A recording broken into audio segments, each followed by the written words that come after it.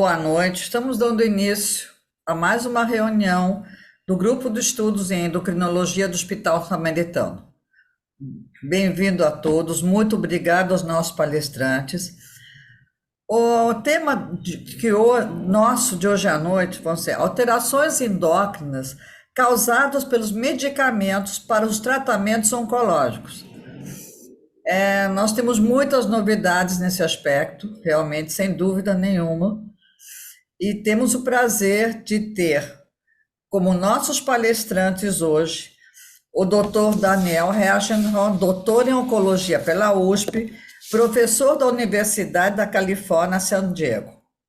Doutora Fernanda Scioli de Andrade, mestre pela UFRJ, endocrinologista do INCA, endocrinologista do Hospital Samaritano. Fernanda Weissmann, médica pesquisadora do Instituto Nacional do Câncer, professora associada da pós-graduação, escrito senso de endocrinologia da UFRJ. E a doutora Rosana Corbo, mestre em endocrinologia pela UFRJ, doutora em medicina nuclear da UFRJ e supervisora da área de endocrinologia da INCA. Nossa reunião será gravada com permissão dos palestrantes. Queremos agradecer ao Hospital Samaritano que nos está possibilitando essas reuniões. Estamos quase chegando a 70, estamos na 79ª reunião. Muito obrigado a todo mundo que participa, que nos permite estarmos juntos uma vez ao mês. Bom, eu agradeço a presença de vocês. Vou passar a palavra a Denise para dar as boas-vindas também. Denise, por favor, a palavra é tua. Em seguida, já damos início à nossa reunião, que hoje vai ser um pouquinho mais longa. Boa noite, Mônica. Obrigada. É um prazer aí. A gente está fazendo essas reuniões já com 69 encontros, né? E dizer que hoje todas as reuniões são especiais, mas hoje é uma reunião especialmente especial, porque é uma honra ter vocês aqui. Acho que todos conhecem vocês pela excelência de trabalho, de conhecimento, técnica, e também são excelentes pessoas. Eu tenho certeza que hoje vai ser um encontro super agradável e, além de tudo, de muito conhecimento, de um assunto que é muito relevante e que vocês são as pessoas que têm bastante expertise nisso e vão poder compartilhar o que há de melhor nisso. E, além disso, assim, eu tenho o prazer de estar com a Rosana, que é uma pessoa que eu tenho muita admiração e agradeço muito pelo conhecimento, por todo o apoio que ela deu aí e nos dá, tanto na endocrinologia, mas particularmente a mim, na minha formação. Fernanda Weissmann e a Fernanda Andrade, minhas amigas, tenho o prazer de trabalhar, e Daniel, que é assim, um excelente oncologista, e, enfim, a gente vai ter um encontro muito bom. Obrigadíssima a todos que estão aqui conosco, obrigadíssima aos que vão se conectar depois, quando tiver o link, e ao apoio do Samaritano sempre, e ao apoio do Edilon e da equipe que está aí nos bastidores. Então, eu vou passar a palavra agora para a Fernanda, e vocês quatro, então, vão seguir a reunião. Como todo mundo sabe, o nosso formato é que seja interativo, a ideia é que seja aqui um momento de trocas, então todos fiquem à vontade de fazer suas colocações e seus comentários e perguntas no chat. Vão haver duas apresentações, trazendo um pouco de conteúdo, e na sequência 2 casos clínicos, então vai ser bem dinâmico. Obrigada, gente. Um beijo. Fê Weissmann, que vai começar, né? Obrigada. Então, boa noite, obrigada aí pelo convite, é sempre um prazer estar nessas reuniões que eu assisto remotamente, quando eu consigo, né? Dizer que eu acho que né, nós somos aí fazemos parte da leva dos palestrantes que começou essa história lá, né? Ainda com encontros unicamente físicos, pré-pandemia, e agora, né, podendo expandir essas reuniões sempre tão clínicas, práticas. E assim, a gente resolveu, né, como vocês sabem, eu, a Fernanda e a Rosana, a gente trabalha junto todos os dias, então, assim, e o Daniel é quase uma das pessoas que mais incentivou e apoiou a criação do serviço de oncoendocrinologia do INCA. Então, assim, como a gente está em casa, literalmente, a gente resolveu fazer uma coisa bem informal, dinâmica. Vocês vão ver que eu vou ficar passando todos os slides. Eu e a Fernanda Cioli, a gente vai fazer um bate-bola, eu vou dar alguns conceitos, a Fernanda vai apresentar os casos, e a gente vai ouvir muitos comentários. Se precisar, a gente vai compartilhar outros slides, né, que eventualmente possam ilustrar o que a gente está falando. Então, a ideia é a gente fazer literalmente um bate-papo agradável para que esse tempo passe da forma mais agradável e proveitosa possível, de um assunto que é um pouco árduo, né? Quando a gente fala do nosso universo da endocrinologia. A gente estava conversando um pouco nos bastidores, né? O quanto a gente hoje tem muitas subespecialidades dentro da endocrinologia, pessoas muito especializadas em obesidade, pessoas muito especializadas em diabetes, pessoas muito especializadas em doenças ósseas, hipófise e assim por diante, né? E a gente, então, ficou muito nessa área da parte de oncoendocrinologia, que, no fundo, acaba aparecendo para todo mundo, né? O Daniel vai falar um pouco mais sobre isso, mas com o advento especialmente da imunoterapia, né? E com a ampliação das indicações desse tipo de tratamento e a expectativa de vida que isso gerou nos pacientes com câncer, né?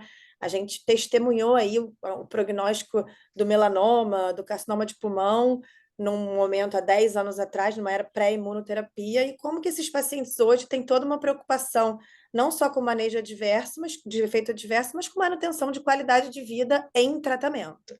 Então, acho que a gente entra muito nesse contexto, quando a gente entende qual é o nosso papel nesse time multidisciplinar desses pacientes que hoje têm uma sobrevida muito mais longa do que tinham no passado. Não sei mais delongas, né? A ideia, então, para quem gosta, né? E a gente, como endocrinologista, está muito acostumado a falar de doença autoimune, né? Tiroidite de Hashimoto, imagina, né? É nosso beabá.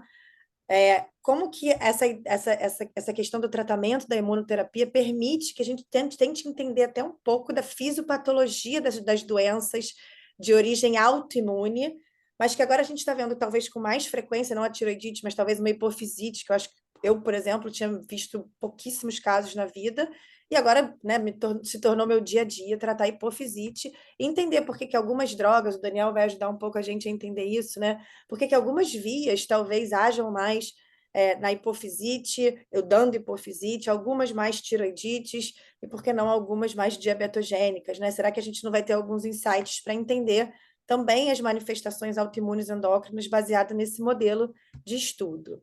Então, vocês sabem, né, que a gente pode ter a hiperativação da resposta imunológica, a tiroidite ainda sendo a mais comum, a adrenalite é possível, hipofisite, o hipogonadismo por toxicidade primária mesmo, né, ou testicular ou ovariana, e uma diabetes que a gente chama de diabetes tipo 1-like, né? Não é uma diabetes tipo 1, mas é uma diabetes tipo 1-like, bem parecida com a apresentação clínica dos pacientes com DM1. A gente sabe que as complicações endócrinas, elas são, dentro das complicações ou dos efeitos adversos da imunoterapia, elas são relativamente frequentes. Ela depende muito mais, né, o que vai aparecer da droga utilizada, muito mais do que o câncer que está sendo tratado. Isso parece óbvio, né, para quem está habituado, mas eu acho que não era tão óbvio para mim.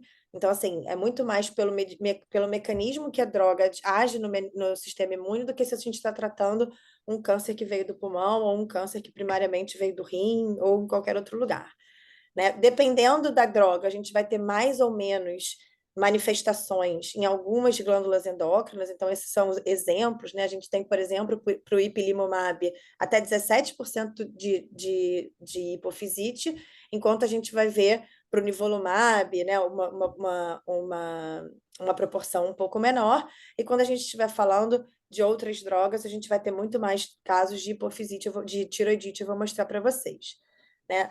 Lembrar que a adrenalite é bem mais rara, então toda vez que a gente vê algumas manifestações que sugerem que a gente tenha insuficiência adrenal, a causa hipofisária é muito mais comum do que a causa adrenal primária. A gente vai falar um pouco sobre a dificuldade de fazer esse diagnóstico de insuficiência adrenal nesses pacientes.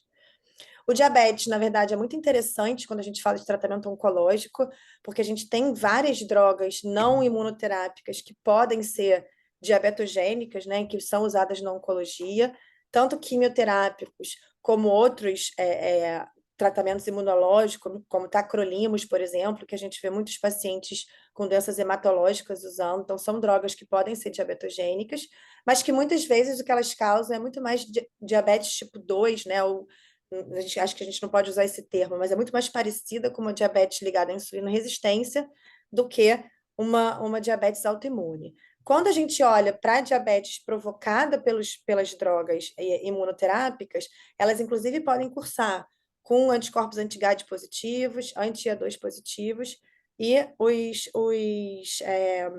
as drogas que fazem e os anticorpos do transportador de zinco. É muito interessante porque esses pacientes também usam muito corticoide. E aí a gente começa a ver a glicemia alterar e às vezes fica um pouco mais difícil fazer esse diagnóstico. Então, vale a pena a gente investigar os anticorpos se é um paciente que está usando imunoterapia. O quadro costuma ser extremamente florido, como de uma abertura de diabetes tipo 1, mas muito mais para entender se a gente pode depois não insulinizar mais esse paciente e trocar para droga oral, por exemplo, como a gente faz quando os pacientes estão em desmame de corticoide e começam a melhorar o controle glicêmico. Então, são coisas interessantes que eu acho que a gente começa a ver com mais frequência. O tempo de aparecimento tem muito a ver também com a via, né, que está sendo inibida ou estimulada por aquela droga. Então, a gente vê que o ipilimumab, por exemplo, isso é uma figura antiga, mas é só para ilustrar. Tem outras drogas hoje, mas cada uma vai ter o seu pico de aparecimento de doença, de complicações endócrinas, quando que a gente deve esperar.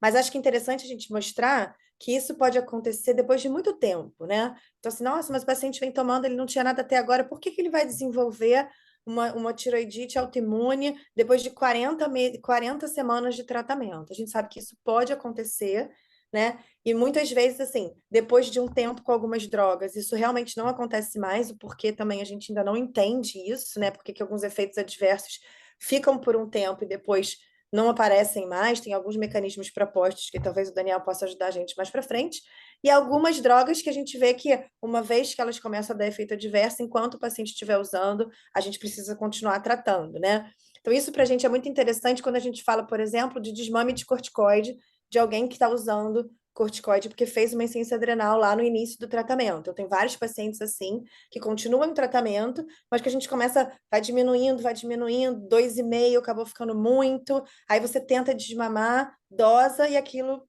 por algum motivo, né, foi embora por em algumas outras drogas. E outros, mesmo depois da suspensão, a gente não consegue tirar. A Fefe vai falar um pouco sobre isso. Né? Vou começar pela hipofisite, ela tem esses aspectos, né, linfocitário, infiltrativo, bem de doença autoimune, muitas células do sistema imunológico infiltradas aí na glândula que a gente fizer a biópsia. O aparecimento, né, das deficiências hormonais, o mais comum é o hipocortisolismo, parece ser mais comum em homens, mas isso, né, os estudos em geral não cravam muito isso, porque a gente não sabe se também os tumores que estão sendo, se isso é porque a incidência dos tumores que eram tratados nessa época com imunoterapia eram mais frequentes em homens. Então, isso fica um pouco nebuloso, a gente precisa pensar nisso em qualquer uma dos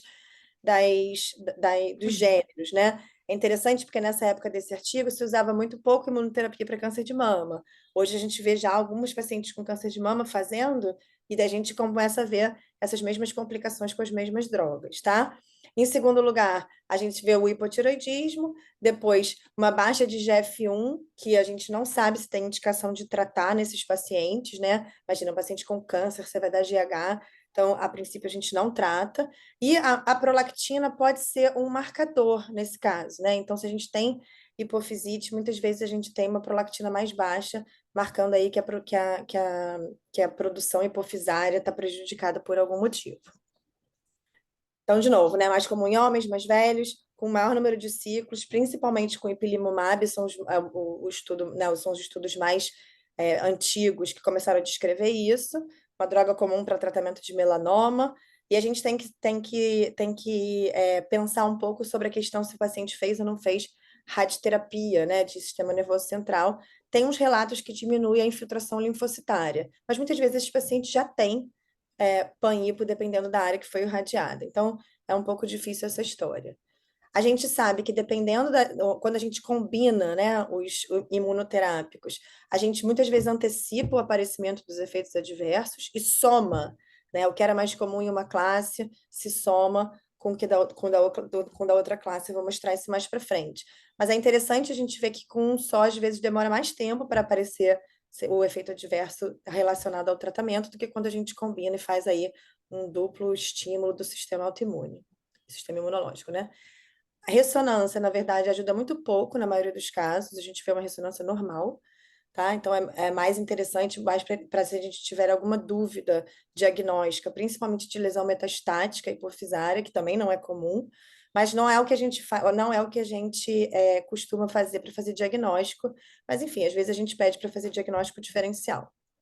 Tem uma cefaleia muito intensa e depois os sintomas de deficiências hormonais, que vocês vão ver aqui. Basicamente, os primeiros têm tudo a ver com insuficiência adrenal, né? Fadiga, náusea, diarreia, perda de peso. E depois começa a questão gonadotrófica, tireotrófica, comum aí para a gente imaginar, né? De novo, né? A fraqueza. Eu estou frisando isso porque se a gente pensar que é um paciente com tumor metastático, em tratamento sistêmico, fadiga, perda de peso, anorexia, às vezes são inerentes à própria doença, né? Então, às vezes, esse diagnóstico era retardado lá atrás, porque isso não estava muito na rotina de ficar pedindo, né, corriqueiramente essa história. Então, assim, um paciente com câncer, com fraqueza, perda de peso e anorexia, a gente não pensava muito que isso poderia ter a ver com insuficiência adrenal. Aí, quando já começa a hipotensão e tal, isso já numa fase um pouco mais tardia, né, ou um pouco mais e pode retardar o diagnóstico. Então, acho que a gente tem que ter sempre isso na cabeça quando a gente está tratando aí um paciente com história de que está tratando com um oncologista, às vezes ligar para um oncologista, entender qual é o tratamento que esse paciente está fazendo. Né, para a gente tem, né, eu sei que isso não, para os oncologistas que estão assistindo, né, é bem basal, mas para os clínicos e para os endocrinologistas que não estão acostumados com esse universo da oncologia, nem tanto.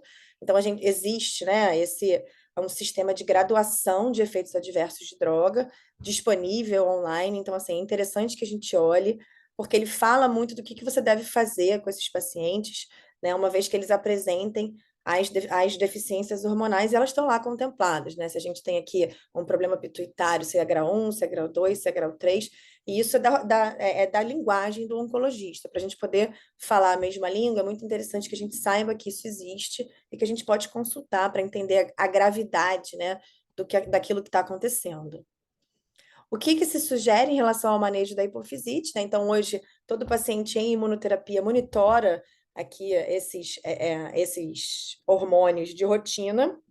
A gente pode até discutir, né, se esse é realmente o que a gente consideraria basal, né? Eu acho que tem algumas coisas aqui, por exemplo, que talvez estejam um pouco em excesso, né? Quando a gente fala de rastreio de panhipopituitarismo. Mas, em todo caso, a gente faz esses exames, checa antes de cada um dos ciclos, e uma vez que aquilo está começando a ficar alterado, a gente vê as recomendações do que a gente tem que fazer. Né? A grande vantagem dos efeitos adversos endócrinos é que 99% deles é tratável e o paciente muitas vezes não precisa suspender o tratamento do câncer, né? Então, acho que isso é muito importante a gente entender o nosso papel aqui, né?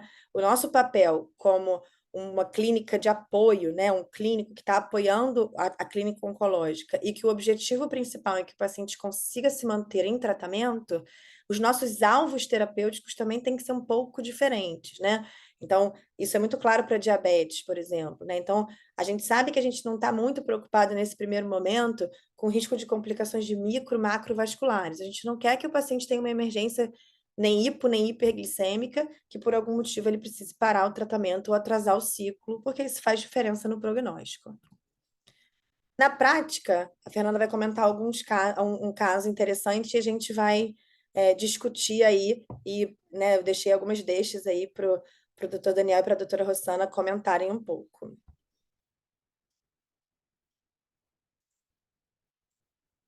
Aí que eu estou muda. Muito boa noite a todos. Então, é um prazer estar aqui com vocês, duplamente minha casa, né, no INCA, no Samaritano.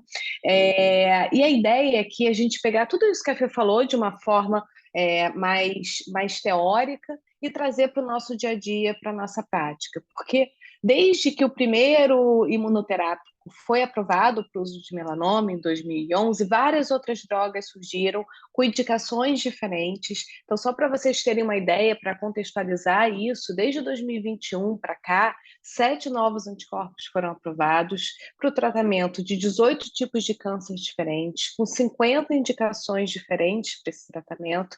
Então, vocês imaginem que esse tratamento que está cada vez mais abrangente, né, com indicações cada vez mais frequentes e que tem características de efeitos colaterais tão peculiares, diferentes da quimioterapia citotóxica que a gente estava acostumado, o número de publicações que a gente tem referente a esse tema é enorme. Então, atualmente, só de guidelines para manejo de complicação endócrina relacionada aos imunoterápicos são 7 de sociedades diferentes. Então, essa chuva de informações que a gente tem, quando a gente está diante de um paciente numa consulta, pode até trazer um pouco de confusão no manejo. Então, a ideia foi trazer alguns casos clínicos para tornar isso bem do dia a dia, e aí eu vou abrir e fazer algumas perguntas tanto para o Daniel, para a Rossana, para a gente usar um pouquinho a experiência deles aqui e aprender com eles. Pode passar.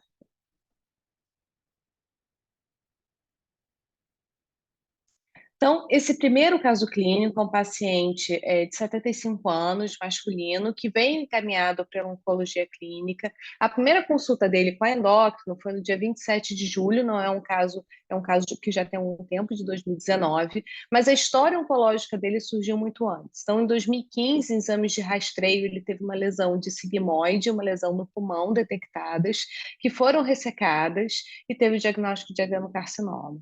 Ele chegou a fazer a quimioterapia convencional em 2017 e ficou bem por um ano. Ele não tinha nenhuma grande comorbidade, tinha um diabetes tipo 2 que estava bem controlado em uma gastrite, mas em outubro de 2018, a curva de marcador tumoral dele começou a ascender.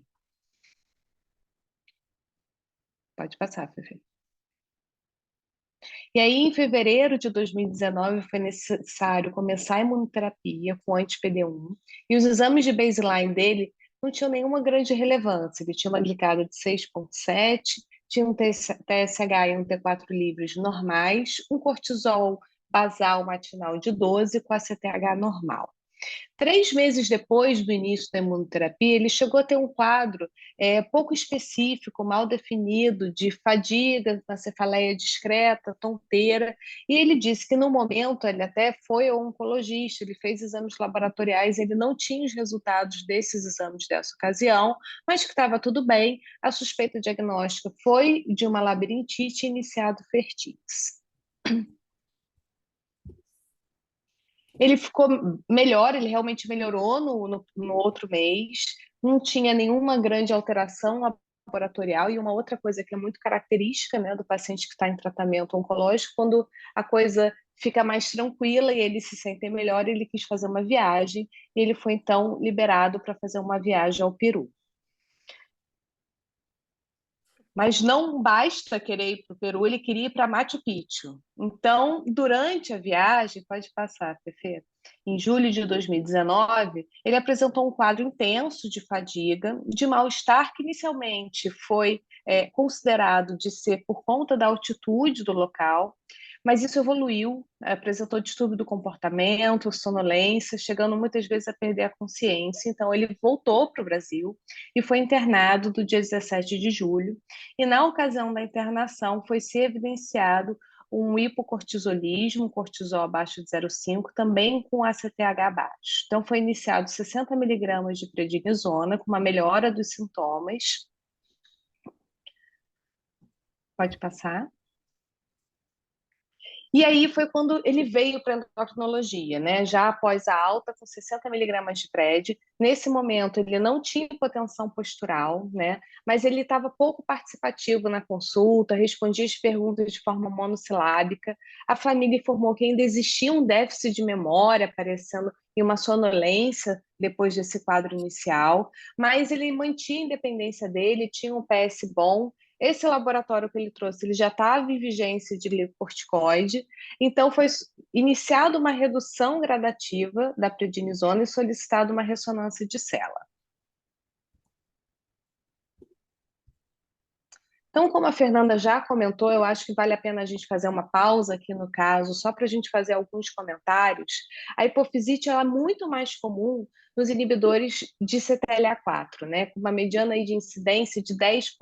Mas a gente viu como, nesse caso, que pode acontecer também, mesmo com as outras vias, como no caso do anti-PD1. Então, eu queria saber do Daniel, acho que valeria a pena a gente discutir aqui, Daniel. Nós sabemos que dos efeitos endócrinos relacionados aos inibidores de checkpoint, dependendo da via que ele bloqueia, ele tem uma incidência diferente das endocrinopatias que estão associadas e um tempo também diferente. Existe alguma diferença no rastreio que é preconizado para essas endocrinopatias, dependendo da classe utilizada, associação ou não? Ou o rastreio é o mesmo, já que todos eles podem acontecer em todas as classes? Bom, gente, boa noite. Obrigado pelo convite. É uma honra estar aqui com vocês. Eu adoro essas discussões interdisciplinares, né? Não só mas interdisciplinares. Então, é um prazer estar aqui hoje. Obrigado, Mônica, pelo convite e por vocês por estarem compartilhando. Eu adoraria que a gente estivesse numa sala de aula e eu pedisse para todo mundo levantar a mão para dizer assim, quem sabe o que é um anti-PD1? Quem sabe o que é um anti-PDL1? Quem sabe o que é um anti-CTLA-4? Quem sabe quantos % dos pacientes respondem à imunoterapia? Infelizmente, eu não tenho como as pessoas levantarem as mãos, mas quem quiser botar aí no chat, eu agradeceria. A história da imunoterapia é uma história longa, né? E na verdade, não é nova, né? A imunoterapia, conceitualmente, é uma coisa que vem do início do século XX. E a gente hoje simplesmente conseguiu formas mais bacanas de entender como é que a gente ativa o sistema imune. Basicamente, o que a gente faz com a imunoterapia é ativar a célula T. A gente tenta ativar a linfócito T. Eu tenho alguns slides, depois, se eu puder, eu vou apresentar para vocês, mas você falou de duas classes de drogas que a gente chama de checkpoint inhibitors, mas o anti-CTLA-4, basicamente, ele atua na priming phase, na fase de identificação do antígeno. E os anti-PD1 ou PDL1, eles atuam na effector phase, na fase de ativação, onde o linfócito chega ali no microenvironment do tumor. Eles podem ser usados combinados, né? Então, você usa uma droga de um tipo, outra droga de outro tipo, ou isoladamente, só os anti-PD1, PDL1. Obrigado, imaginei que muitos de vocês não sabiam, então vale a explicação. Depois, se puder, eu apresento meus slides, mas basicamente, na maioria das indicações hoje, você usa só um anti-PD1, um anti-PDL1, tá? Seja isolado, seja com quimioterapia. Em alguns casos, você usa os dois, tá? E geralmente, você só usa os dois durante 3 meses. Então, é só uma induction phase. Você usa os dois, faz um ataque com os 2 remédios. Quando você usa os 2 remédios, até porque você atuar em 2 fases do sistema imune, você aumenta as chances de efeitos colaterais. Não só autoimunes para endócrino, mas pulmão, cólon e assim por diante. ICI é immunotherapies, é Immune Checkpoint Inhibitors. É um tipo de imunoterapia que é o que a gente usa, tá? Alguém botou aí. Então, ICI é Immune Checkpoint Inhibitors. Então, basicamente, vocês só vão ver os doentes usando os 2 remédios durante 3, 4 meses. Depois eles migram e fazem um remédio só de manutenção. Mas nessa fase de indução, as toxicidades em geral são maiores, tá? Alguns locais, inclusive nos Estados Unidos, eles não fazem isso em comunidade, eles mandam para centros de referência. No Brasil, os médicos ou são muito bons, ou muito valentes, ou muito burros. Então, a maioria dos médicos faz isso e não tem cuidado de suficiente, e às vezes os pacientes fazem problemas como esse.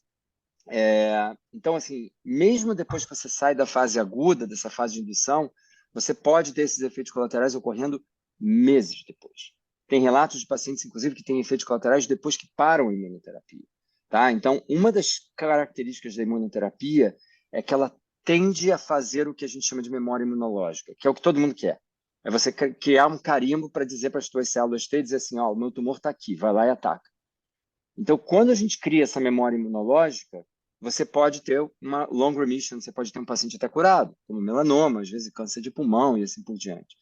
Mas nem todos os pacientes. Então, se alguém levantar a mão e disser assim, Daniel, quantos % dos pacientes com imunoterapia realmente se beneficiam dela? Vocês têm ideia? Chutem um número. 20%. 20% a 25%. Então, se eu der imunoterapia indiscriminadamente, eu não vou ajudar a maior parte dos pacientes. E aí tem toda uma conversa de quem é o cara que eu quero dar imuno, quem é o cara que eu não quero dar imuno, quando funciona, quando não funciona.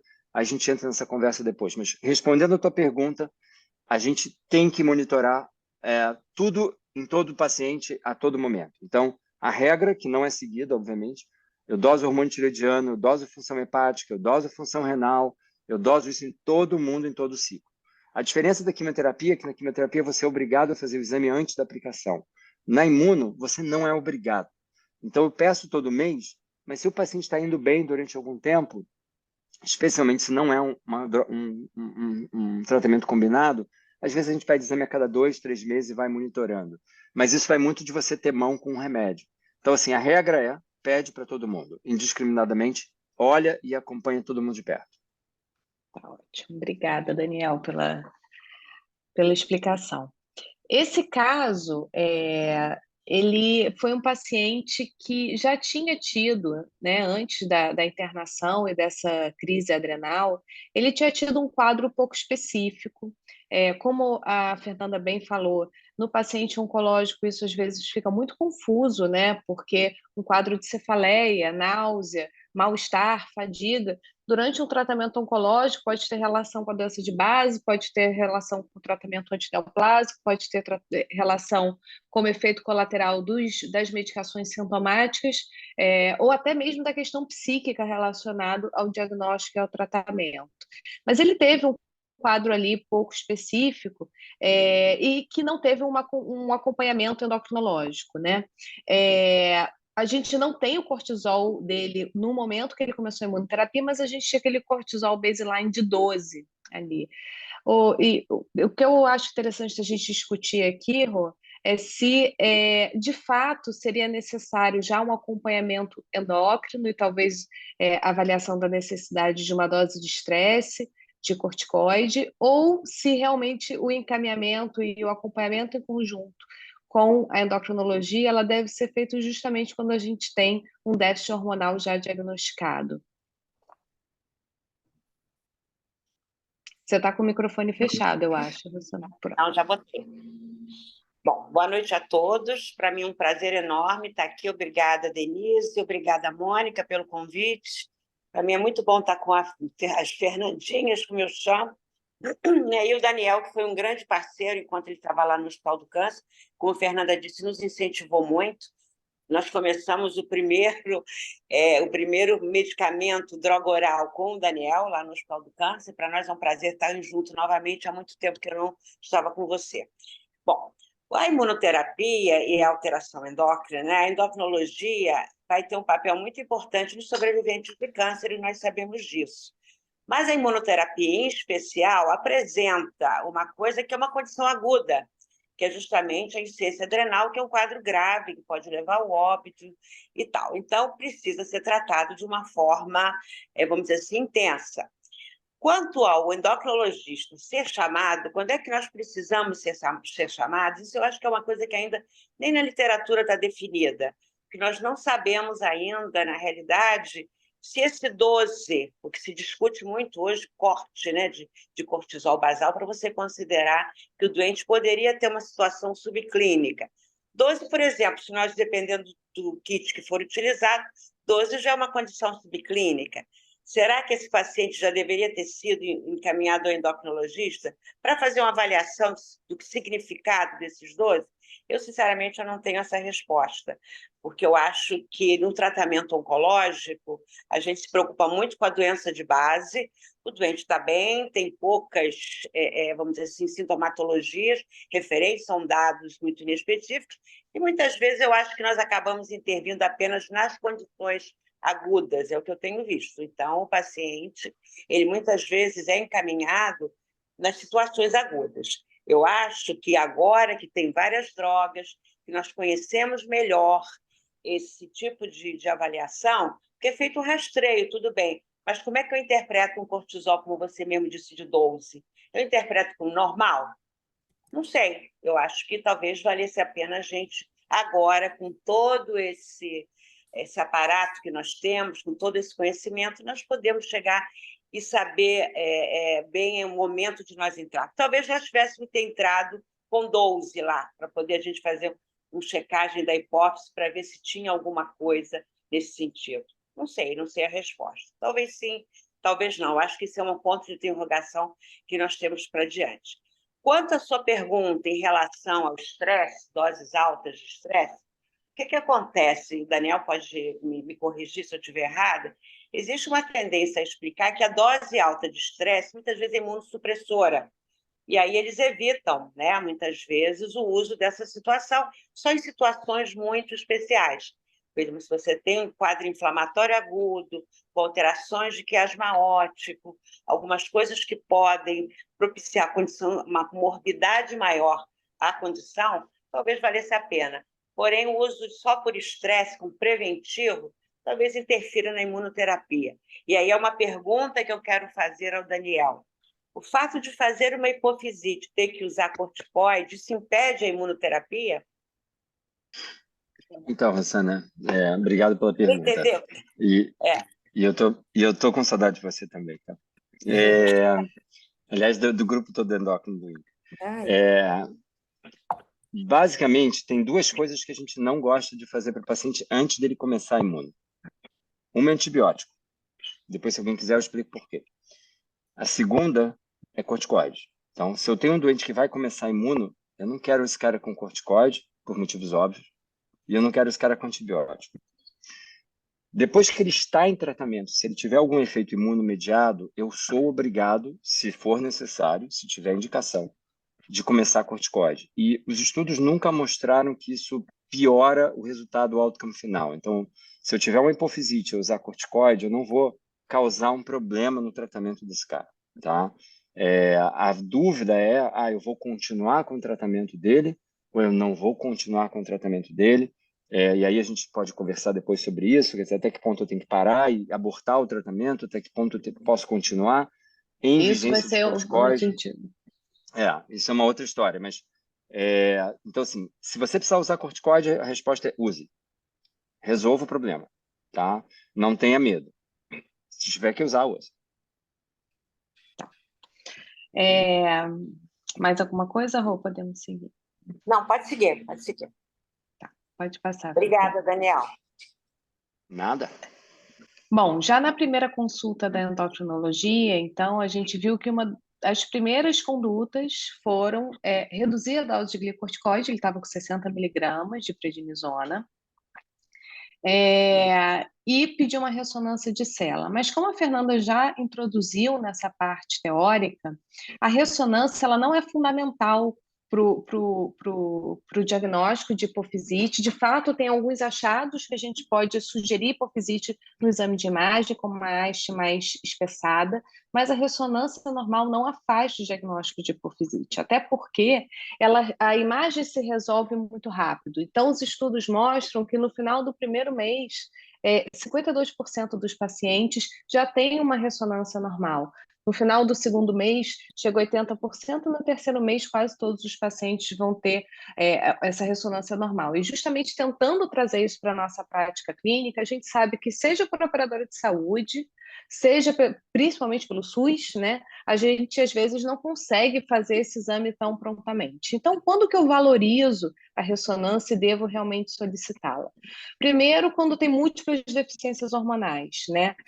A Fernanda já deu essa introdução. A hipofisite, em geral, ela causa um déficit do eixo corticotrófico, em sua grande maioria das vezes, algumas vezes associado também a uma deficiência do tireotrófico e mais raramente do gonadotrófico. As outras deficiências hormonais são raras. Então, quando tem um panhipopituitarismo muito significativo, com múltiplas deficiências hormonais, assim como quando eu tenho também o diabetes insípidos, que também não é comum na hipofisite, porque ela pega mais adenohipófise, ela não pega tanto hipófise posterior, eu devo pensar numa infiltração, alguma doença neoplásica secundária do sistema nervoso central, né? Alguma lesão metastática, e aí sim a ressonância se torna importante para esse diagnóstico diferencial. Então, eu vou pedir também ressonância quando tiver alguma insuficiência adrenal grave, grau 3 e 4, foi o caso desse paciente, ou algum sintoma visual com compressão, para a gente avaliar se é alguma compressão do quiasma óptico. Pode passar, Fefe. E essa paciente chegou aqui para a endocrinologia com altas doses de glicorticoide, né? Ele fez 60 miligramas de prednisona, e será que realmente altas doses de corticoides são necessárias para o manejo dessa hipofisite, né? Existe sim um racional teórico por trás dessa conduta, de que já que eu tenho uma inflamação da glândula hipofisária, o corticoide poderia reduzir esse processo inflamatório, né? Evitar a progressão da hipofisite e, com isso, reduzir a deficiência hormonal posterior a esse evento. Mas os estudos clínicos não comprovaram esse benefício. Então, assim, atualmente, as doses de glicocorticoide, elas são reservadas para casos muito específicos. Se a Rosana quiser comentar, se ela faz altas doses suprafisiológicas de glicocorticoide na prática dela, em algum momento, no manejo da hipofisite. Bom, eu acho que, na realidade, quando você faz uma hipofisite com a situação desse doente, que é um quadro grave, nós temos que tirar. Eu não acompanhei o doente antes, eu não sei qual era a situação grave, mas eu acho que se justificou essa dose de corticoide até pelo receio, porque ele perdeu consciência, ele teve um quadro muito grave, 3 a 4, eu acho. Né? Então, ele perdeu consciência, ele ficou muito tempo sem usar com distúrbio de comportamento e tal. Então, eu acho que numa situação como essa, daí a importância, porque esses 60 miligramas com certeza não podem ser mantidos em função até do próprio tratamento. Daí a importância de nós estabelecermos agora em que momento é que nós temos que intervir, para que ele não faça um quadro tão agudo. Porque uma outra coisa muito importante que eu acho que faltou nesse paciente foi a orientação dele, quer dizer, o senhor tomou uma medicação que causa uma condição de risco de vida, que pode ser de uma hora para outra, e, portanto, o senhor não pode viajar para o Peru. Sinto muito, porque a gente, na realidade, sabe que essas condições, mais uma vez, eu peço ao Daniel que me corrija, mas hoje está muito bem, amanhã, ou daqui a 15 dias, 10 dias, 24 horas, 48 horas, já pode estar numa condição de um cortisol muito baixo. A mudança é muito abrupta. Então, aí a gente talvez tenha que interferir. Eu faria, dentro da prática, normalmente esses doentes, quem vai no primeiro atendimento é um oncologista, eu vejo muito de se fazer doses altas em função do receio que esse doente evolua mal, por uma condição que, na realidade, é uma toxicidade do tratamento, entendeu? Eu acho que ainda nós não sabemos qual é o momento eu acho que isso nem a literatura tem. Eu acho que agora que mais pacientes vão ser tratados, mais coisas, não vamos saber exatamente qual é o fator preditor de que esse doente vai fazer uma insuficiência adrenal. Agora, o mais importante que eu acho é que deve-se avisar ao paciente que é uma coisa que pode surgir de hoje para amanhã. Não é uma coisa crônica que ele vai começar a sentir. Às vezes ele sente aqueles sintomas inespecíficos e tal, que podem ser ou não ser, mas quando há o processo inflamatório agudo da hipófise, a coisa é muito rápida. Né? Então, eu acho que... Então, talvez até mais importante do que a dose do corticoide, a orientação adequada e início precoce do corticoide na dúvida, né? Se ele estivesse fora, já levar o corticoide e iniciar. Na medida que ele passa mal, ele faz o atendimento, ele procura ajuda, procura atendimento. Evidente, se ele está lá no alto do Peru, né, lá no Machu Picchu, lá na coisa, onde, imagina o sufoco que deve ter sido, o problema que deve ter sido para a família e para ele, naquela situação, uma pessoa de 75 anos. Então, quando ele voltou aqui, com certeza tinham que tirar desse quadro, e daí a dose alta de corticoides. Eu acho que foi bem aplicado. Né? Tá. Eu trouxe aqui até, a Rosana já tinha... Pode voltar, Fefe, por favor. Já tinha adiantado um pouco essa pergunta, mas talvez a gente possa destrinchar um pouquinho. Esse estudo, que eu queria que depois o Daniel comentasse, é um estudo que avaliou o uso de glicocorticoide para o manejo de hipofisite por ipilimumab. Foram 98 pacientes, e aí eles avaliaram aqueles pacientes que fizeram dose fisiológica, que se a Fê puder mostrar aí no LD, de glicocorticoide, e aqueles que fizeram doses elevadas de glicocorticoide e avaliaram desfechos oncológicos. Nesse estudo, eles observaram que a sobrevida global e a taxa de falha ao tratamento com a imunoterapia foi maior nos pacientes que usaram doses mais elevadas de corticoide, justamente por essa por esse racional, né, de que se você está tirando o pé do freio do seu sistema imune para combater o câncer, talvez dar uma dose que seja imunossupressora, você vai ter um efeito maléfico no tratamento. E eles avaliaram também, se você puder passar para o próximo slide, eles avaliaram também aqueles pacientes que desenvolveram hipofisite durante o tratamento, independente da dose de corticoide que eles usaram para o manejo dessa hipofisite, e aquelas que não desenvolveram, e observaram que os que desenvolveram hipofisite tiveram pior desfecho clínico, né? Pior desfecho oncológico. E aí eu queria que o Daniel justamente explicasse para a gente exatamente isso. Se realmente os efeitos adversos imunomediatos podem predizer o sucesso do tratamento da imunoterapia, e mais, se a dose que a gente faz do corticoide pode realmente impactar de forma negativa na eficácia desses inibidores de checkpoint. Então, eu vou começar pela segunda parte, tá?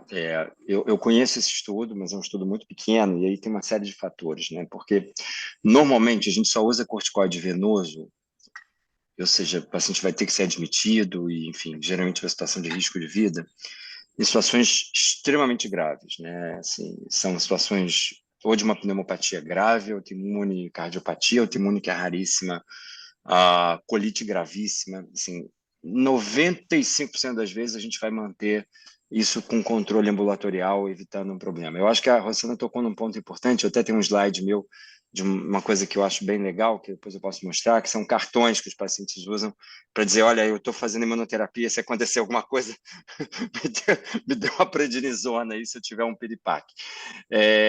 Tipo cardiopata ou arritmia, alguma coisa do gênero. Mas é fundamental essa coisa de agir rápido e identificar o fator. E isso tem a ver com aquilo que eu falei, um pouco de banalização dos efeitos colaterais.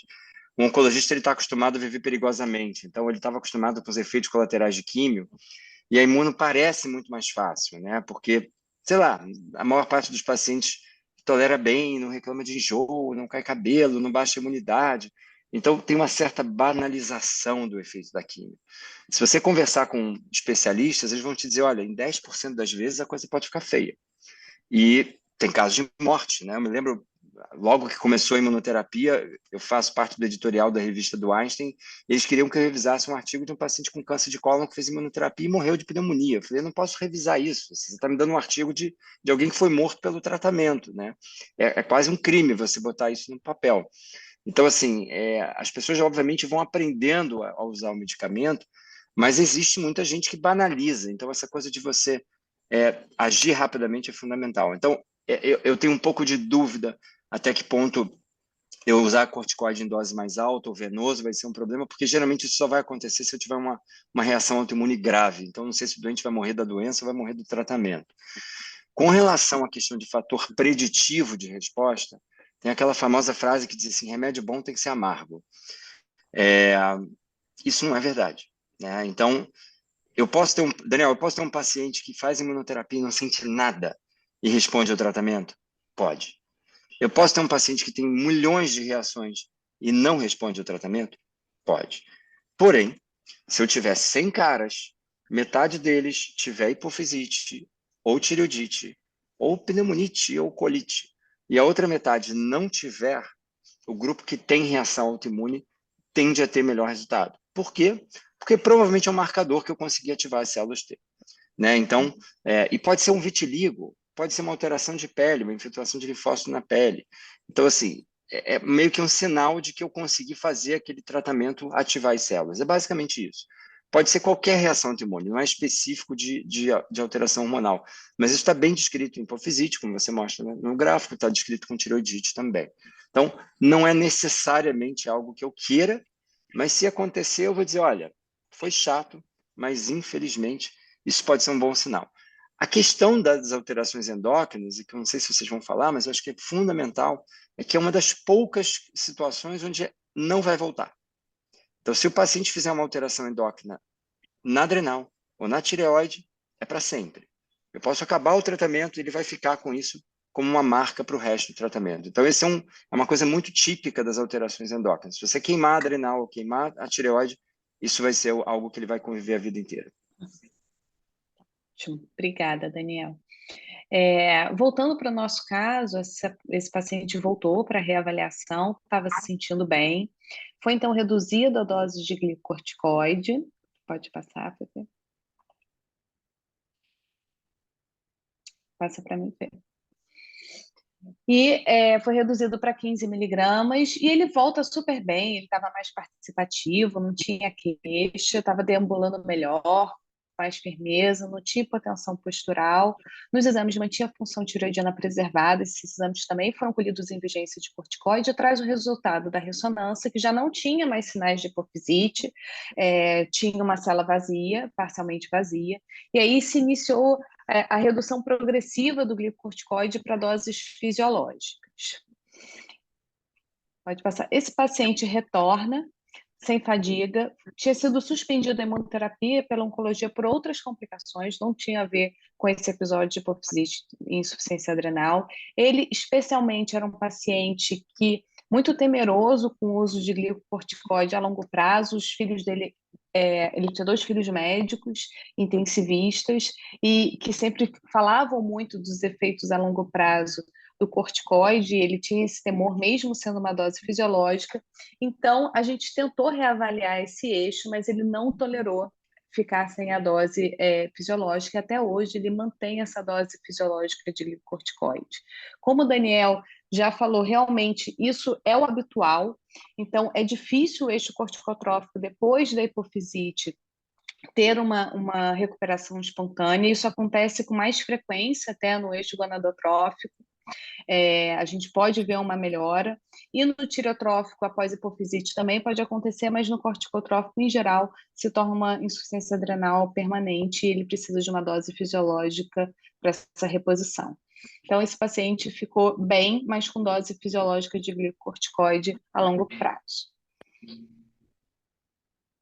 Agora a Fê vai falar um pouco dessa parte mais teórica das afecções de tireoide. A gente resolveu, né, então, como vocês perceberam, abordar as mais comuns. Então, só para a gente lembrar, né, de novo, olhando para a parte de fisiopatologia, né, e da questão endócrina associada a esse tratamento, é muito interessante que, como já foi falado, existe uma recomendação de monitorização de rotina, né, mensal, pelo menos, do TSH e do T4. Eu tenho visto muito o que a gente não vê na prática quando a gente não está procurando, que é aquela fase tirotóxica do hipotiroidismo autoimune, né? Nesse caso, um Hashimoto-like, que é uma coisa que a gente não vê no dia a dia, porque, em geral, os pacientes já chegam com diagnóstico de hipotiroidismo subclínico, muitas vezes, né, para a gente no consultório, quando a gente está falando da doença autoimune endógena. Mas nessa monitorização frequente, é muito comum eu receber os pacientes com uma suspeita de hipertiroidismo, e eu já antecipo para o doente que provavelmente aquilo ali é uma hashitoxicose-like, que aquilo vai evoluir para um hipotiroidismo em seguida. Então, a gente não deve fazer antitiroidiano para esses pacientes sem, pelo menos, olhar de novo, mesmo que a gente tenha um TSH bem baixinho. Então, a gente tem essa tirotoxicose transitória, e a gente vai ver isso na maioria dos pacientes, justamente por conta da gente estar ativamente pesquisando, né, e qualquer alteração de TSH ser valorizada. Né? A doença de Graves, né, e a ativação do TRAB é raríssima, mas pode acontecer. Alguns relatos de oftalopatia de Graves-like, relatos de casos rarésimos na literatura, e raríssimos casos, né, de manifestações tiroidianas mais graves. Como a gente já falou, mais comum com os inibidores de PD1 e PDL1, menos comum com os inibidores de CTLA4, pelos motivos que o Daniel já colocou. O tempo de aparecimento também varia bastante. A combinação, como já foi colocada, antecipa e agrava o aparecimento dos sintomas. E a gente sabe que, nesse momento, a gente deve, né, pensar também na diferenciação entre o hipocentral, mas não costuma ser difícil, né, porque a gente tem a ativação dos autoanticorpos. Talvez por isso é que isso seja irreversível, né? Talvez você deflagre mesmo uma doença autoimune com a destruição da glândula, substituição por fibrose, principalmente, né? Especialmente se o doente fica em uso prolongado, e aí realmente aquilo é um quadro irreversível, né? Eu não sei o que acontece nos outros órgãos, mas eu entendo que se a gente tiver uma discreta fibrose pulmonar, isso não vai ter um impacto tão grande de quando se a gente fibrosar a tireoide toda. Então, talvez isso explique um pouco essa irreversibilidade dos quadros endocrinológicos, mesmo depois que a gente suspende a droga. Pode ir, E aí Fê. eu vou trazer agora um outro caso clínico, é o último, a gente trouxe só 2 casos clínicos justamente para a gente ter bastante tempo de discussão. Essa paciente já chegou com uma queixa principal de hipertiroidismo, ela tinha tido um diagnóstico de um câncer de mama triplo negativo, estava em quimioterapia e imunoterapia associada com pembrolizumab, e durante o acompanhamento ela relata que teve uma alteração de TSH e T4 e que realmente durante esse período que ela fez esse exame de sangue, ela sentiu uma dor cervical anterior que piorava a deglutição e uma taquicardia de repouso. Essa paciente é médica, cardiologista, então ela mesma iniciou o atenolol, com melhora da taquicardia. Ela não tinha nenhum passado de doença tiroidiana, mas tinha uma irmã com uma história de doença de Graves. No exame clínico, ela estava em uso de beta-bloqueador, né? Sem tremor de extremidade, não tinha nenhum sinal de oftalmopatia. A tireoide estava com uma consistência um pouco mais firme que a habitual e estava normocárdica, não tinha mais taquicardia em uso do atenolol.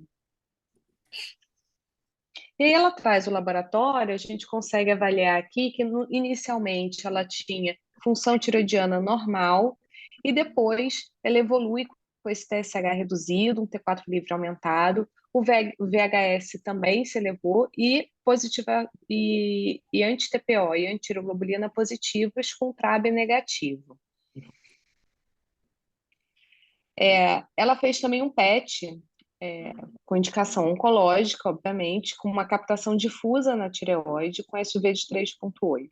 Eu acho que isso é uma coisa que vale a pena a gente lembrar, que esses pacientes que estão em tratamento oncológico, né, eles estão com várias coisas acontecendo em paralelo, então várias coisas que estão acontecendo ao mesmo tempo. Então, essa infiltração, essa captação difusa da tireoide no PET foi feita justamente no momento da tireoidite, não tem nenhuma lesão nodular, nada focal, então isso não é infiltração neoplásica, e sim a demonstração da tireoidite pelo PET.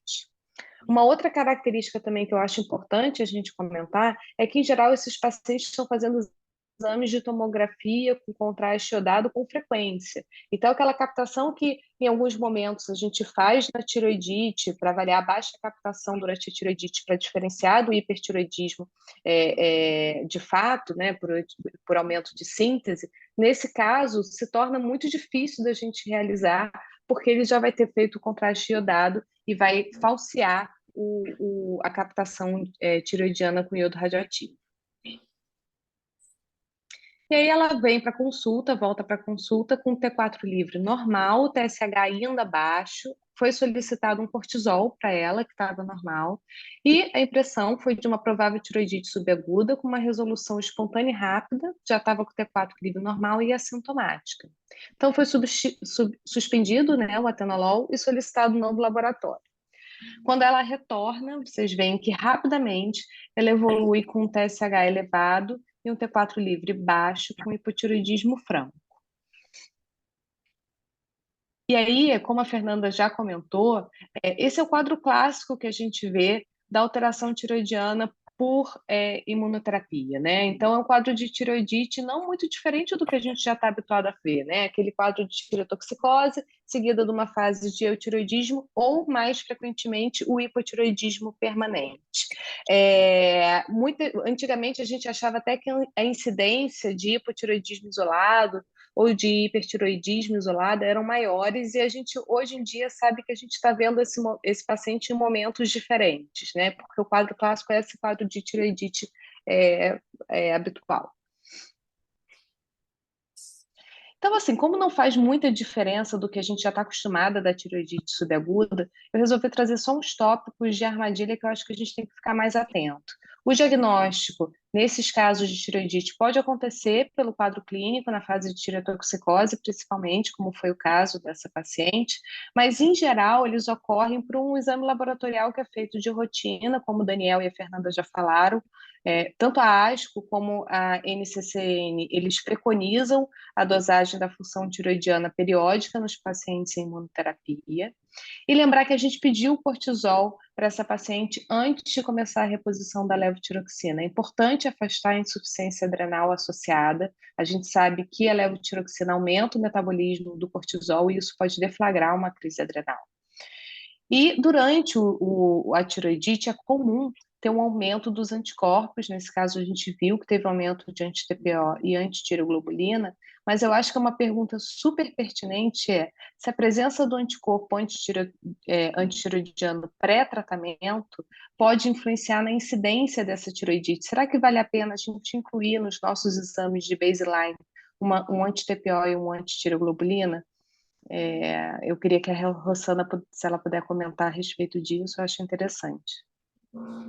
Bom, Fernanda, a presença de anticorpo, quer dizer, é importante fazer antes, será que vai mudar a sua conduta? Se você tiver um anticorpo antitireoidiano positivo, eu acho que pela literatura não há interferência em termos de evidência, mas vamos usar o raciocínio lógico. Se você tem um anticorpo positivo antes do tratamento, qual seria a sua mudança de conduta?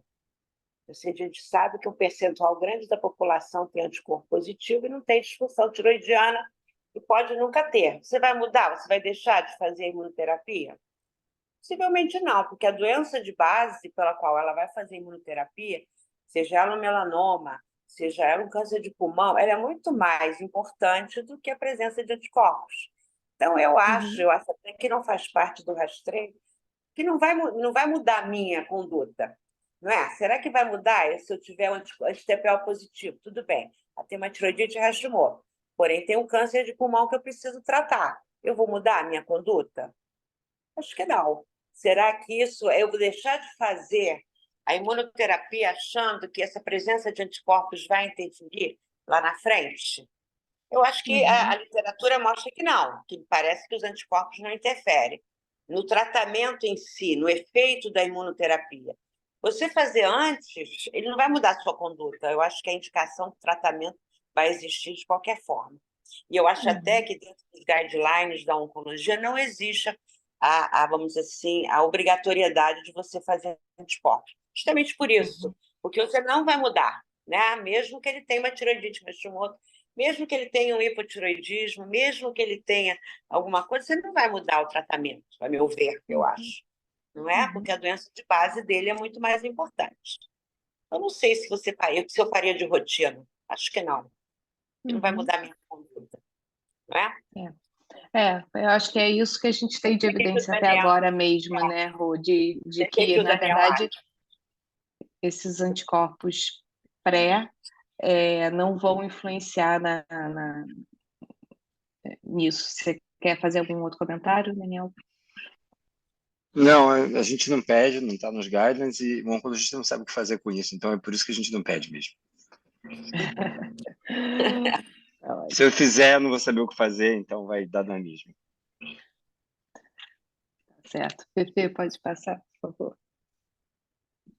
Bom, uma outra coisa que eu acho que vale a pena a gente falar rapidamente nos pacientes que efetivamente desenvolvem hipotireoidismo e a gente já está em reposição de levotiroxina, uma coisa que a gente tem que estar atento é quando esse TSH vem baixo.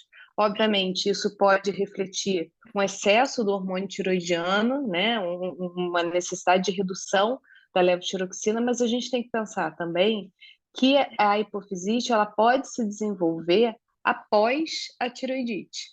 Então, principalmente, apesar de atualmente não ser muito utilizado, como o Daniel vem falando, né, essas associações, mas quando você tem associação, que se fazia muito IP-NIVO, né, assim, de um CTLA-4 com PDL, com PD-1, você pode ter a tireoidite e, posteriormente, a hipofisite, você ter um TSH baixo por conta de um hipotireoidismo central que se desenvolveu depois. Então, é importante a gente ter sempre avaliação clínica, atento aos sintomas e sinais de tireotoxicose e também avaliar o T4 livre e os anticorpos.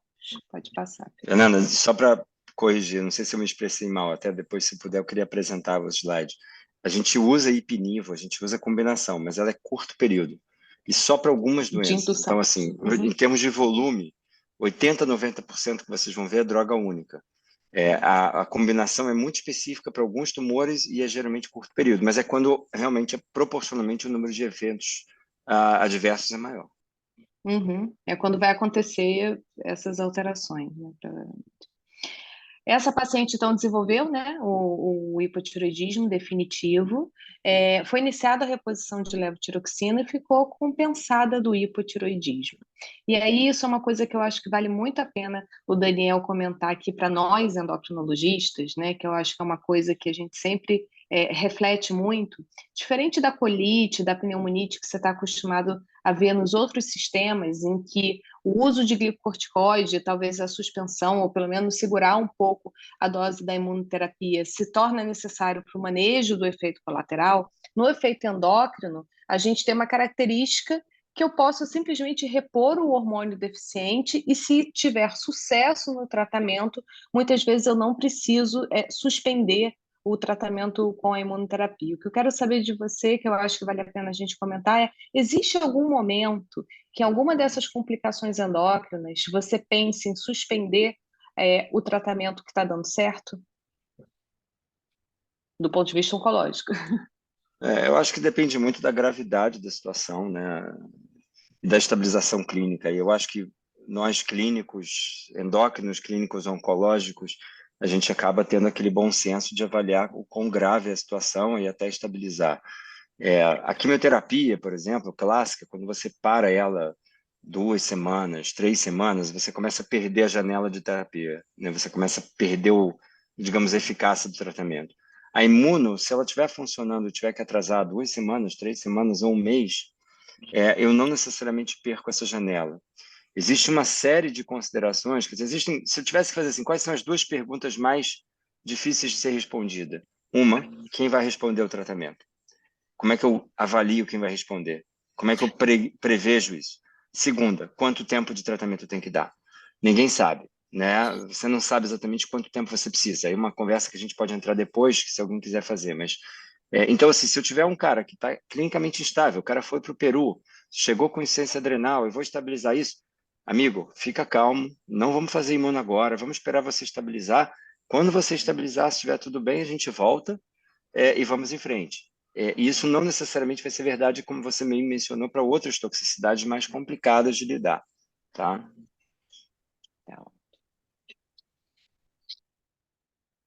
Pode passar, perfeito.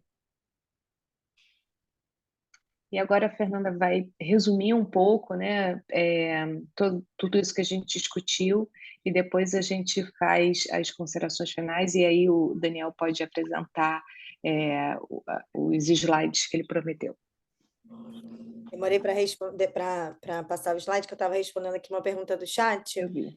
mas que eu acho importante, né? Assim, o que a gente está dizendo é que assim, a presença dos autoanticorpos, seja eles quais forem, né?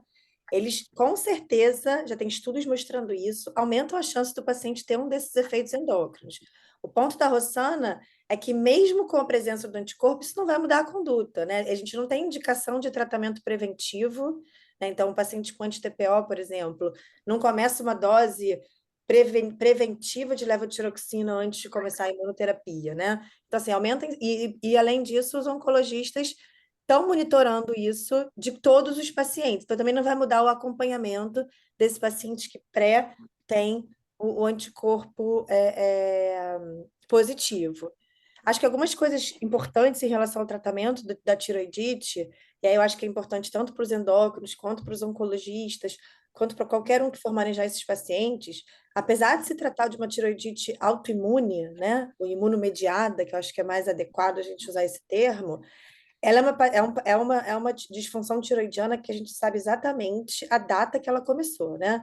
Então, como vocês viram nesse caso que a Fernanda apresentou, a gente pegou ela na fase de hipertiroidismo, repetiu o exame, ela tinha um hipertiroidismo subclínico mais brando, e logo depois ela fez um hipotiroidismo franco, mas de curta duração. Então, esses pacientes não são aqueles pacientes que chegam no nosso consultório com TSH de 34 que tem tireoidite de Hashimoto endógena e que a gente não sabe há quanto tempo aquela disfunção tireoidiana começou.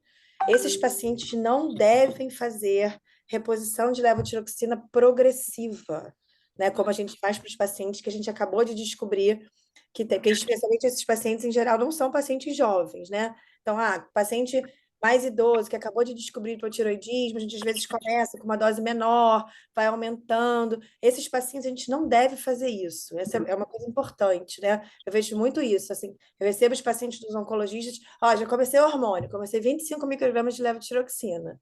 Isso e nada para um doente desse não faz a menor diferença. Então, a gente não precisa ter medo, assim como nos doentes operados, né, que antes da cirurgia tinham uma função tiroidiana normal, a gente não precisa ter medo de começar uma dose plena de levotiroxina para esses pacientes, porque não são pacientes que estão em hipotireoidismo há muito tempo, são pacientes que o hipotireoidismo é recente. Então, isso é muito interessante. A outra coisa importante é que quando a gente começa a ver hipotireoidismo subclínico, o ideal é que a gente antecipe, inclusive, esse exame mensal do TSH, porque a alteração é muito aguda, né? Então, a gente viu nesse caso que a Fernanda apresentou, que o paciente dosou um mês depois, ele foi de 0,019 para 34. Certamente, nesse meio do caminho, ele passou pelo meio do caminho. E talvez ele tivesse menos sintomas, se é que ele ficou muito sintomático, daquela alteração tiroidiana mais grave. Então, lembrar que esses são quadros bem agudos, né, e de evolução rápida. O mesmo se aplica para diabetes. Então, aqueles pacientes que não eram diabéticos antes, né, também no chat teve alguém que botou aí que teve um caso de DM1-like e que o oncologista acabou tendo que suspender o tratamento oncológico, né? É muito importante, assim, aquele paciente que não tinha história prévia de diabetes, a gente começa a perceber que a glicemia, né, tá, sei lá, com diabetes já diagnosticado, né? Isso é muito interessante, porque muitas vezes uma glicemia de 150 não chama muita atenção de pessoas que não olham para a glicose com tanto carinho quanto os endocrinologistas, né? Então eu vejo isso muito, 150 tá bom. 130 tá bom. Só que a gente sabe que nesse contexto isso vai aumentar muito rápido e provocar um quadro parecido com cetoacidose muitas vezes. Então, acho que é importante entender que uma vez que se instala, a evolução é muito rápida dessas complicações endócrinas imunomediadas.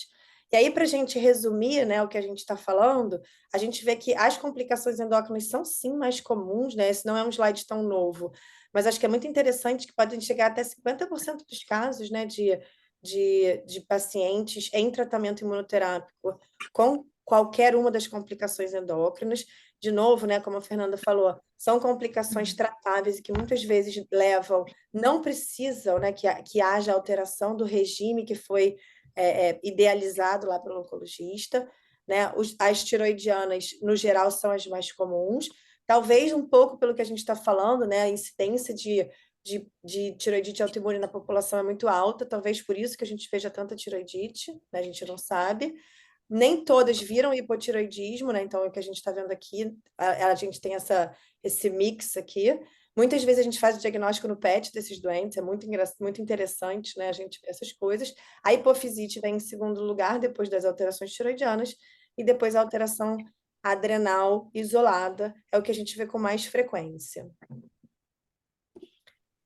Né? Então, o que tem de recomendação de rastreio hoje, pela maioria das sociedades, né? Eu acho que a gente pode discutir algumas coisas, né?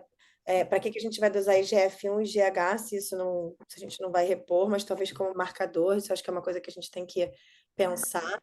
Muitos recomendam que se dose estradiol em mulheres em idade fértil, né? Eu acho interessante porque eles não levam muito em consideração se a paciente tem ciclos regulares ou não, né? Então, talvez para pacientes que ainda ciclam, a gente não precisa pedir nem prolactina, nem estradiol, porque a gente tem que lembrar que isso é mensal, um tratamento de longa data, e a questão de custo-efetividade, né, tem que ser levada em conta. A disfunção hormonal pré-início, né, foi vista em 85% dos pacientes, especialmente hipogonadismo.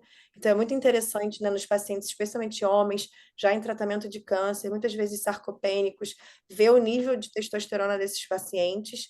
Não que a gente tenha indicação de dosar, mas talvez não atribuir essa nova testosterona baixa à imunoterapia, e ainda não esclarecido, né, como eu falei antes, mas a princípio sem grandes benefícios de tratar os pacientes que já têm só o anticorpo positivo. Aí a gente vai abrir um pouquinho aqui para considerações finais, e eu acho que a gente pode compartilhar. Vou descompartilhar aqui a minha tela, se o Daniel puder compartilhar esses slides que ele citou, eu acho que são bem interessantes para a gente que é leigo aí Eu na vou fazer isso assim rapidinho para não alongar muito, então. Deixa eu tirar aqui, peraí. Interromper compartilhamento. Pronto, está contigo. Posso fazer isso? Ou Pode? vou ser expulso? Depende. Se você falar bem dos endócrinos, a gente deixa você aqui. Eu vou tentar. Vocês estão vendo a tela? Estamos. Sim. Então, essa é uma aula básica, mas tem alguns conceitos aqui que eu acho que são legais. Primeiro, assim, a gente está falando de imunoterapia, só essa parte de baixo, tá? Só immune checkpoint inhibitors. Isso não é a única forma de imunoterapia. A gente tem algumas situações onde a gente faz uso de vacinas hoje em dia, e hoje existe uma enorme quantidade de novas drogas sendo associadas a esses immune checkpoint inhibitors. Provavelmente muitos de vocês já ouviram falar de CAR T therapy, que que a gente chama de terapia celular, terapia viva, células vivas. Eu vou comentar isso rapidinho, saiu no jornal a beça. Tem as TILs, que são as Tumor Infiltrated Lymphocytes, que são terapias parecidas também, que você faz uma indução de células T. Então, isso é um mundo novo e só vai aumentar, tá? As vacinas, elas estimulam o sistema imune, tem reações muito típicas. Na década de 90, talvez alguns de vocês lembrem interleucina 2 em altas doses, que era uma coisa muito usada. Hoje a gente ainda usa interleucina 2 para esses pacientes que vão fazer CAR T therapy. Só para vocês saberem, CAR T é aprovado hoje nos Estados Unidos para leucemias, linfomas e mieloma, e está chegando no Brasil. Isso vai ser feito em paciente internado, em unidade de transplante. E basicamente, se a gente tivesse que resumir, muito resumido, tem indicações hoje de imunoterapia pré-cirúrgica, câncer de pulmão em alguns casos, melanoma e câncer de pele, pós-operatório, em câncer de bexiga, câncer de rim, em alguns casos de câncer de pulmão, e para doença metastática, inúmeras indicações, algumas vezes com quimioterapia, algumas vezes sem quimioterapia e algumas vezes depois da quimioterapia como manutenção. Então, muitos pacientes vão receber tratamento por meses ou até 2 anos, tá? Mas esse número a gente pode discutir depois. Basicamente, quando a gente fala desses tratamentos imunológicos, o que a gente está fazendo é isso, tratando essa grande confusão, que é a maneira como o meu sistema imune briga com as minhas células tumorais. E isso tem a ver com esse grande número de players aqui, que são as células tumorais aqui em cima, não sei se vocês estão conseguindo ver, está em cima, as nossas células de defesa, os linfócitos T, as células dendríticas que vão apresentar esse antígeno, geralmente para os linfócitos T, e todo o microambiente tumoral, que vai desde macrófagos e outras células, fibroblastos e outras células que vão ter que fazer reparação. Então, hoje, a gente está focando muito nessa parte aqui, que é a interação da célula tumoral com a célula T e com a célula dendrítica, mas existe um enorme número de drogas hoje também estimulando e mexendo em macrófagos e nesse microambiente tumoral. Então, é aqui que a gente está discutindo, basicamente, tá? Só que isso é só o começo dessa brincadeira, né? Quando você vê a interação que existe entre células tumorais e células T, existem inúmeros receptores que vão ser tanto estimuladores da célula T quanto inibidores, né? O nosso sistema imune ele funciona nesse equilíbrio entre ir para frente e para trás, e para frente e para trás, para a gente estar conseguindo viver em harmonia até que a gente tenha uma doença autoimune e isso acaba descompensando de algum jeito. Então, quando eu faço uma mudança nesse ritmo, eu acabo, obviamente, causando efeitos autoimunes. Muita gente confunde e diz assim, mas eu tenho um tumor, eu tenho baixa imunológica. Não, você não tem baixa imunológica, mas a minha célula tumoral ela é excelente para fugir da célula de defesa. Ela consegue fazer isso por mecanismos de escape, porque ela cria freios nas minhas células de defesa, porque ela entra dentro de macrófagos, tem várias maneiras de fazer immune escape, mas a verdade é que existem muitos estímulos negativos para a célula T que vêm da célula tumoral. E um desses grandes freios são esses caras aqui. Então, existe essa interação, mas, basicamente, existem sinais positivos e sinais negativos. E hoje, basicamente, o que a gente faz é atuar em CTLA-4 e essa interação PD1. Tem uma droga hoje aprovada para melanoma que inibe LAG-3 também. Então, isso já está disponível no mercado também. Então, a gente cada vez mais vai ver drogas atuando nessa coisa de acelerar e frear, acelerar e frear. E a maioria dessas drogas que a gente está falando hoje, elas atuam no que a gente chamava de B7H1, que é o PD1. Existem hoje alguns estudos com B7H3, que é um outro marcador, mas basicamente o que a gente está fazendo é isso, tentando tirar freio de linfócito T. E aí a gente falou dos inibidores de CTLA-4, que atuam nessa primeira fase de identificação do receptor, do receptor tumoral, do antígeno tumoral, melhor dizendo, e os anti-PD1, PDL1, que vão ser drogas que vão atuar exatamente nessa parte efetora, onde a célula T tem que ir lá e tentar achar o bandido. Tá? Não vou entrar muito nisso, mas basicamente, quer dizer, quando você usa dois remédios que atuam em fases diferentes, uma fase mais inicial da ativação da célula T e uma fase mais periférica, você aumenta a chance de efeitos imunomediados. Eu estou usando dois antifreios, digamos assim. Então é mais fácil ver efeitos autoimunes, não tem que ser mágico para adivinhar isso. Como a Fernanda mostrou, é muito raro ter algum efeito imediato, diferente de uma quimioterapia. Então, o paciente vai fazer o tratamento, se diz, um beijo, um abraço, provavelmente nada vai acontecer nas primeiras semanas, com uma única exceção, miocardite. Esse é um efeito raríssimo, gravíssimo, e pode ocorrer logo após a primeira infusão. Fora a miocardite, você não espera nada com menos de algumas semanas. Tá? Vendo que, por exemplo, a hipofisite, você vê que ela começa e ela continua. Né? Você não tem uma redução disso, ela fica direto. Enquanto, por exemplo, o rash cutâneo é mais previsível, digamos assim, a incidência dele. E aqui tem vários estudos mostrando o timing mediano para o aparecimento desses sintomas, mas a verdade é que qualquer coisa que o paciente reclame, a gente tem que estar atento. A gente costuma dizer que qualquer IT pode acontecer, então ele pode ter hepatite, pneumonite, miocardite, hipofisite, tireoidite, assim por diante. E aí as incidências vão variar de acordo com o estudo, de acordo com a série, vocês já mostraram isso, e basicamente é essa novela de eu poder ter reação em qualquer parte do corpo. Eu já tive paciente chegando para mim com neuropatia periférica, com perda de força, com confusão mental, com diabetes e assim por diante. Tá? Isso é um exemplo de, por exemplo, uma colite induzida por imunoterapia. Tá? É interessante que no primeiro caso que vocês mostraram, o paciente tinha câncer de cólon. A gente raríssimas vezes usa imunoterapia para câncer de cólon.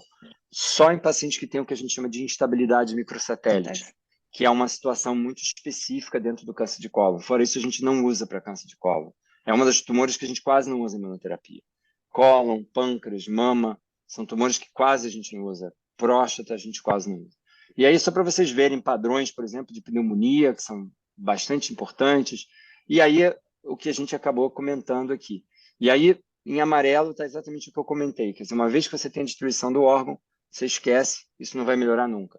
Só para lembrar que a gente está falando aqui de imunoterapia, mas o tema da aula era efeitos dos remédios oncológicos. E existe uma outra classe de remédio que a gente usa muito e que dá muito hipotireoidismo, que são os antiangiogênicos ou os inibidores multialvo, que vocês também usam para tratar câncer de tireoide. Né? Então, todos os NIBs, né, eles causam muito hipotireoidismo. Então, em alguns tratamentos, por exemplo, a gente associa um NIB da vida, por exemplo, axitinib ou cabozantinib, com imunoterapia. Por exemplo, a câncer de rim. E a gente sabe que essas drogas também causam tireoidite, por exemplo. Então, às vezes, o paciente faz um hipotireoidismo, ele tem dois remédios que causam hipotireoidismo. Ele tem um NIB, um multialvo e mais a imunoterapia. Não vou repetir o que vocês já falaram, acho que vocês esgotaram o tema, só para mostrar um exemplo aqui de um paciente com aumento de hipófise. Né? Isso é raro, a gente não vê isso muito, benzo a Deus, mas a gente tem que lembrar que isso existe. Né? Tem 550 mil outros efeitos colaterais já descritos. Hoje mesmo eu vi uma paciente com uma alteração de pele lupus-like, né? E é muito interessante porque eu tive uma vez um paciente que tinha uma lesão cutânea, ele fez uma biópsia, ligou para mim e disse, doutor, eu estou agora com câncer de pele. E veio um laudo de micose fungoide. Aí eu liguei para o patologista e disse, amigo, esse paciente está fazendo imunoterapia, isso não é micose fungoide, isso é efeito da imuno. Você está vendo um bolão de células T aí, isso é só a reação da imunoterapia. Ele, poxa, ninguém tinha me dito que ele estava fazendo imunoterapia. Eu falei, pois é. E hoje essa paciente estava com uma lesão lupus-like. E o laudo do patologista foi que ela tinha lúpus. Eu falei, você não tem lúpus, você tem uma reação autoimune. Uma coisa que vocês perguntaram é o re-challenge de imunoterapia. Será que eu posso fazer de novo a imunoterapia em alguém que teve um evento grave? E, assim, a gente tem vários guidelines para isso. Quer dizer, um deles é, obviamente, avaliar o risco de toxicidade, como é que foi a resposta ao corticoide, qual a chance desse evento acontecer. Mas tem vários estudos, não muitos, mas alguns estudos, que tem essa regra de 1/3. O que é isso? Se eu tiver um efeito imunomediado e eu reexpor o paciente à imunoterapia, eu tenho 1/3 de chance dele não ter nada de novo, 1/3 de chance dele ter o mesmo evento e 1/3 de chance dele ter um outro evento. Para reações endócrinas, isso não vale muito, porque ela não vai embora. Mas isso vale para as outras reações que eu posso ter, pneumonias e colites e coisas assim. Então, é sempre uma dúvida se eu posso, se eu devo, se eu quero voltar ao tratamento ou não. E aquilo que vocês mencionaram, quer dizer, tem algum impacto prognóstico esses eventos imunomediados e, aparentemente, alguns estudos sugerem que sim. Em vários tumores, parece que quando eu tenho um efeito imunomediado, isso tem um impacto e o paciente responde melhor ao tratamento, né? Tem uma última frasezinha que eu vou colocar. Isso é uma coisa só para vocês saberem. Quando eu faço imunoterapia, o tipo de resposta que eu vou ter é diferente. Às vezes eu posso ter um flare no início do tratamento, então aqui tem uma curva, por exemplo, de respostas diferentes. O paciente pode ter uma piora e surgimento de novas lesões e depois um desaparecimento das lesões.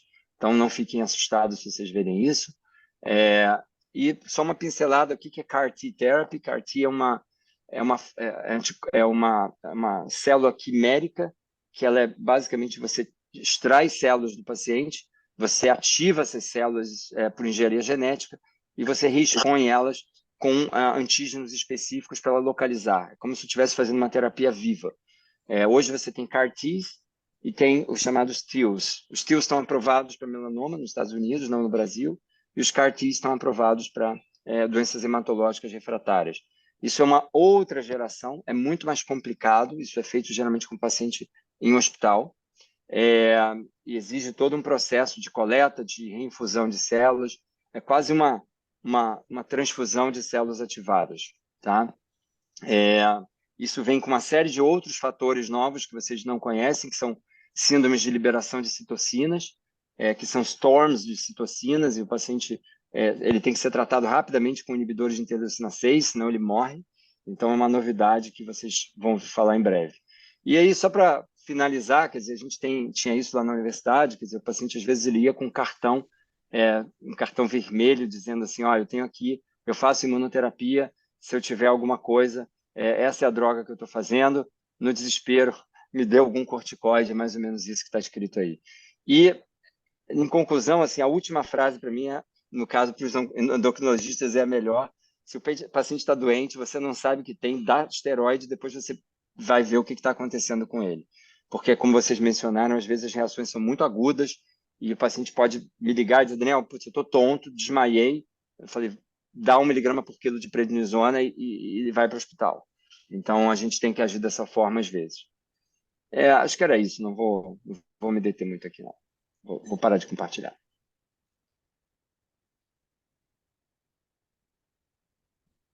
Saiu aí o compartilhamento?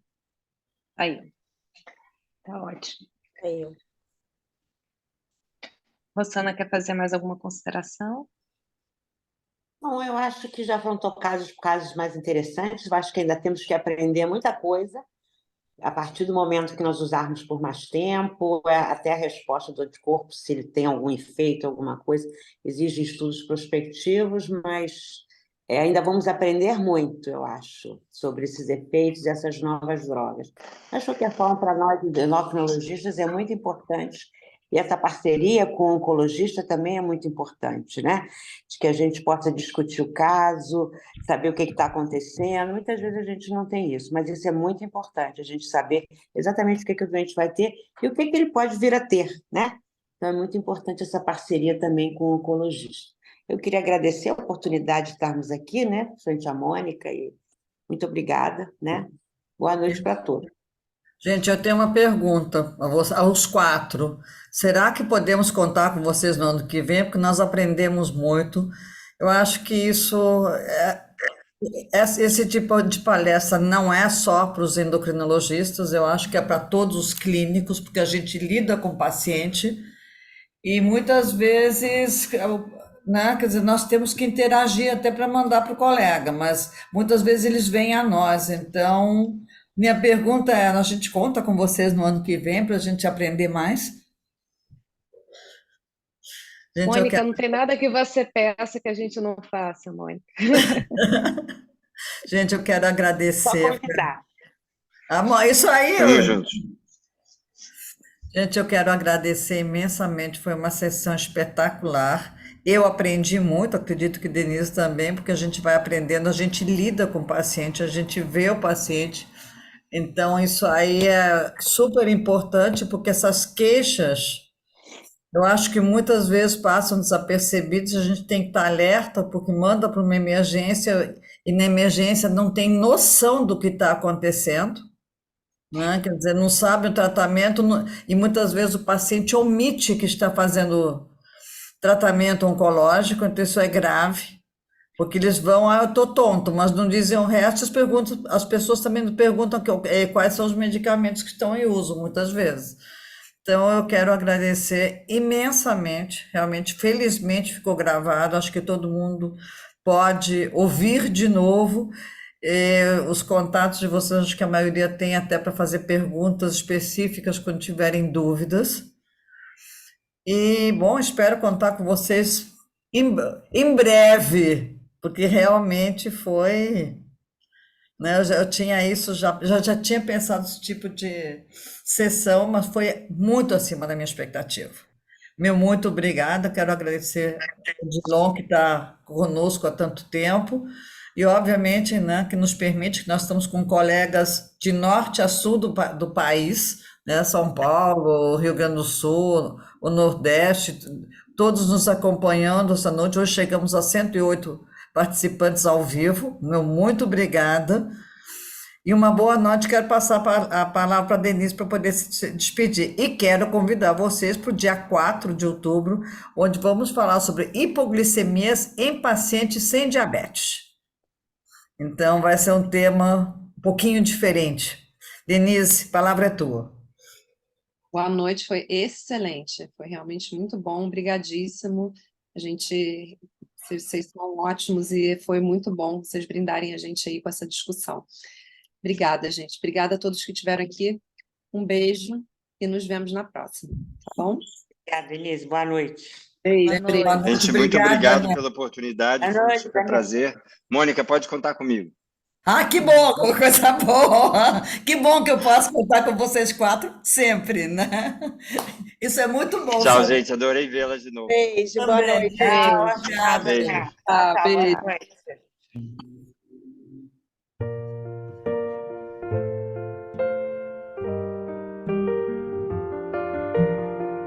Boa noite.